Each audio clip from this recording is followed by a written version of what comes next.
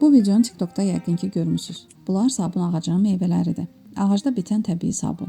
Xanım meyvələrin qabıqlarını üyüdüb, bitkilərdən də qarışdırıb sabun düzəldir.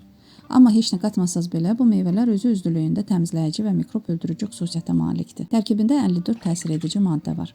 Göbələk, ekzema, dermatit kimi bir çox dəri problemlərini aradan qaldırır. Bu əlimdə gördüyünüz həmin sabun ağacının meyvələridir.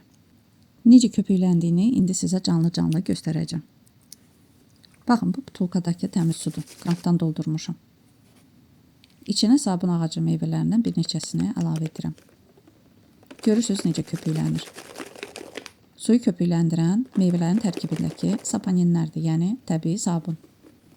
Sabun ağacını kəşf eləyəndən sonra evdə ancaq ondan istifadə edirəm. Marketlərdən heç bir təmizlik vasitəsi almıram. O mikrobları öldürür, əla təmizləyir, ən əsası isə market tozları kimi uşaqlarımın ciyərinə, dərisinə zərər vurmur, təbiəti çirkləndirmir. Sonrakı günlərdə harda, necə istifadə etdiyim barədə video çəkməyə çalışacağım. Abunə ol ki, qaçırmayasan. Videonu isə bəyənib, təbii vasitələr üstünlük verən yaxınlarınla paylaş ki, xəbərdar olsunlar.